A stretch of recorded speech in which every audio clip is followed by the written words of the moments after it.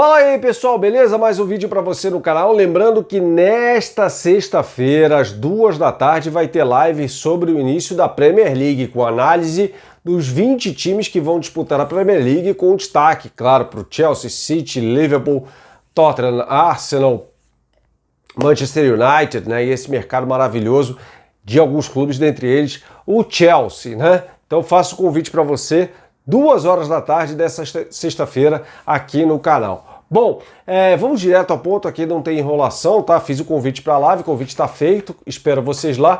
Mas eu quero falar sobre esse título do vídeo aqui em relação à equipe do Flamengo.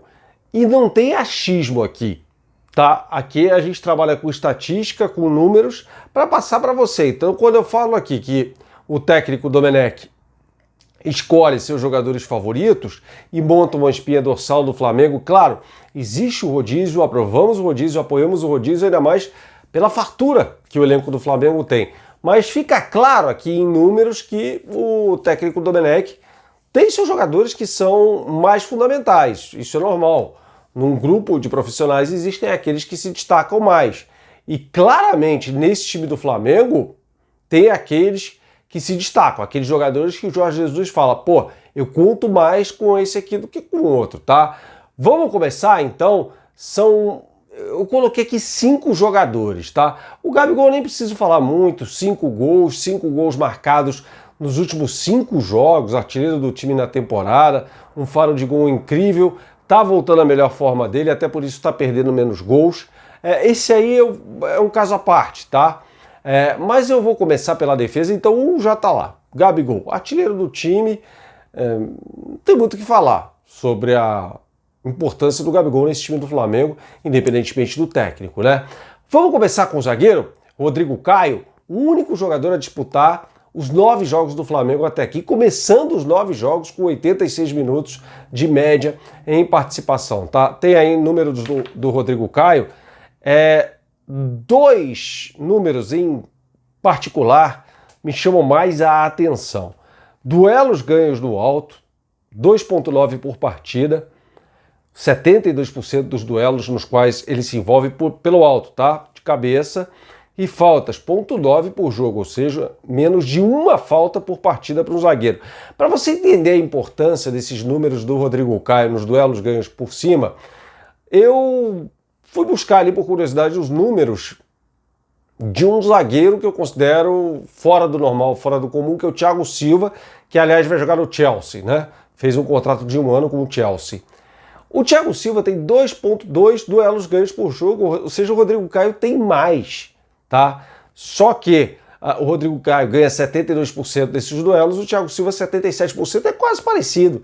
Então aí você vê no número absoluto e no número relativo a qualidade do Rodrigo Caio, a bola que esse cara tá jogando. É um absurdo, não à toa o Domenech o coloca em 9 partidas, das 9 dirigidas por ele até aqui pelo time do Flamengo, é o zagueiro de confiança dele e para mim tá jogando mais bola sob a batuta do Domenech do que sob a batuta do Jorge Jesus, tá bom? Embora tenha sido sempre um zagueiraço desde que chegou ao Flamengo. Beleza? Já temos um recorte aí. Vamos para o segundo e terceiro recortes, porque eles se misturam, tá? Arrascaeta, vamos lá, tá na tela aí para você, 3 gols, frequência de gols, ele é o terceiro no ranking do Flamengo, ele precisa de 197 minutos para um gol, só tá atrás do Pedro e do Gabriel, ou seja, dos 2 centroavantes do time do Flamengo. É uma baita marca essa, a do Arrascaeta. Segundo em finalizações por jogo, 1,9 finalização por partida, 3 grandes chances criadas, assim como o Everton Ribeiro, portanto os 2 se misturando, e não à toa os 2 vêm jogando direto desde o jogo contra o Bahia, quando arrebentaram, né? E seguem arrebentando. Primeiro em passes decisivos por jogo, 2,8 passes decisivos por jogo. O segundo é justamente o Everton Ribeiro, com 1,3 passe decisivo por jogo, ou seja, o Arrascaeta tem o dobro. A bola que está jogando o Arrascaeta também é uma brincadeira, a gente tem falado mais do Everton Ribeiro. Assim, se eu elencasse os 5 melhores jogadores do Campeonato Brasileiro hoje, eu colocaria esses 3 aos quais eu me referi no grupo de 5. Rodrigo Caio, Everton Ribeiro, Arrascaeta, Marinho e Thiago Galhardo, muito provavelmente, né? Seriam os 5 principais jogadores, com o Gabigol chegando já por ali. Ou seja, isso mostra a qualidade desse elenco do Flamengo, tá? Vamos passar aqui para outro jogador também fundamental, importantíssimo para o técnico Domenech, é o Filipe Luís, que tem 8 partidas jogadas das 9, ele começou esses 8 jogos e terminou esses 8 jogos. Ele não foi substituído em nenhuma partida que ele começou, ou seja, fundamental, né? E vem jogando um bolão, fez gol na partida contra o Fluminense, bota na tela aí, é o segundo em passes certos no time do Flamengo, atrás do Léo Pereira e à frente do Rodrigo Caio, né? Isso é muito importante, por quê? Vamos lá. Geralmente, em qualquer estatística que você for ver de passes certos, os zagueiros estarão lá, zagueiros e volantes. Por quê? Porque são jogadores que tendem a receber a bola e tocar para o lado, fazer passe curto. Chama a atenção você ter um lateral entre aqueles que mais dão passes certos no Flamengo, porque é um jogador que arrisca mais o passe, porque está o tempo todo apoiando o ataque, né? Então é muito importante você ver o Filipe Luís, que não é, entre aspas, aquele passe mais fácil, mais simples. Não, é um passe mais definitivo, é um passe mais agudo. Então, pô, o cara tem um índice de acerto absurdo, né? Não só o índice de acerto, como um número absoluto absurdo de passes corretos por jogo. É o segundo nesse quesito do Flamengo. Isso é impressionante também. Como tá jogando bola o Filipe Luís. Então, você tem aqui os 5 jogadores que formam a espinha dorsal do time do Flamengo nas estatísticas, o que mostra aqui uma certa preferência, que é plenamente justificável, você enxergou pelos números, de Gabigol, Rodrigo Caio, Arrascaeta, Everton Ribeiro e Filipe Luís. Vai ser pouco provável você ver o Flamengo prescindir de 3 desses 5 simultaneamente na mesma partida, tá? Eu acho bem difícil que isso aconteça, a não ser que ele poupe o time inteiro, né? Bom, seguindo aqui, essa história que para mim não tem polêmica nenhuma sobre o rodízio, eu acho que depois das 4 vitórias consecutivas do time do Flamengo, esse assunto, né, virou carne de vaca. É impressionante, né?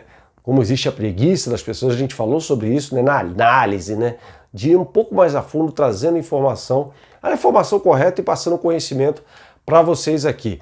Falei sobre o Atlético Mineiro, cujo técnico Jorge Sampaoli nunca repetiu uma escalação. E não se fala sobre isso, né? Elogia-se, aliás, com toda razão, o técnico Jorge Sampaoli, que é um dos melhores que tem no Brasil hoje. Certamente, um técnico que eu sempre admirei, só não fez um bom trabalho na seleção da Argentina e aí até ficou marcado por isso. Mas trabalhos dele na Universidade de Chile, no Sevilha, são ótimos, no Santos, então tem um universo de trabalhos melhores do que de ruins do Jorge Sampaoli, né? E na AFA, um dia eu vou fazer um vídeo sobre a AFA, a Associação de Futebol Argentino, mas assim, uma esculhambação, né? Dirigida por Tiki Tapia, que tem um parentesco ali com o Hugo Bojano, né? Que é ligado ao Independiente, também do Sindicato dos Caminhoneiros da Argentina. Tem muita coisa entrelaçada ali que faz com que a AFA seja talvez uma instituição, em termos de gestão do futebol, pior do que a CBF, tá? Mas vamos aqui o que interessa fora essa viajada. O Internacional jogou ontem contra o Bahia e venceu o Internacional, que é o líder do Campeonato Brasileiro, com 3 alterações em relação à equipe que empatou com o Bahia no final de semana. O Bahia e o Internacional jogaram no domingo, 4 dias depois voltaram a campo, né? No caso, o Internacional voltou a campo, né? O Bahia também perdeu para o Grêmio, né? 4 dias, aliás, foi um intervalo de tempo entre o jogo do Flamengo contra o Fortaleza e o jogo contra o Fluminense. Quantos jogadores mudaram, foram alterados no elenco titular, no time titular do Domenech? 3. Por que o Kudê, que é um ótimo treinador também, não é tão questionado, não se faz um barulho tão grande em relação a ele, mas se pega no pé do Domenech, né, que não tem sossego nem com 4 vitórias consecutivas. Tá entendendo? E assim, eu falei de 3 técnicos aqui, de quem admira o trabalho, mais até pela amostragem de tempo de Jorge Sampaoli. O Kudê fez um trabalho fantástico no Rosário Central, naquele time do Rosário Central que disputou a Libertadores de 2016. fez uma espécie de final antecipada ali com o Atlético Nacional de Medellín. Quem passasse daquele confronto seria o campeão, e foi o Atlético Nacional de Medellín. E foi campeão argentino pelo Racing. Também não à toa foi contratado pelo Internacional, que tem um elenco mais curto do que o do Flamengo. Até o Kudê falou sobre isso na entrevista pós-jogo, após a vitória sobre o Ceará. Tá? É o seguinte, a qualquer momento vai pingar aí para você um vídeo de análise do Ceará, um time desconhecido de muita gente, e acho que eu vou trazer boas notícias para o torcedor do Flamengo. Nessa análise aí você vai identificar algumas coisas que casam muito com o estilo de jogo do Flamengo, ou seja, o Flamengo pode encaixar ali um bom jogo contra o Ceará, e eu vou mostrar isso para você, beleza? Mais uma vez, muito obrigado pela companhia, seguimos sempre por aqui, trabalhando da melhor forma para você, e mande brasa aí nos comentários para a gente interagir, tá? Não quero que seja uma via de mão única, eu sempre falo sobre isso neste canal aqui. Beleza, pessoal? Mais uma vez, muito obrigado pela audiência, e não se esqueçam da live, hein, se você gosta de futebol inglês, beleza? Um abração, tchau, tchau, até a próxima.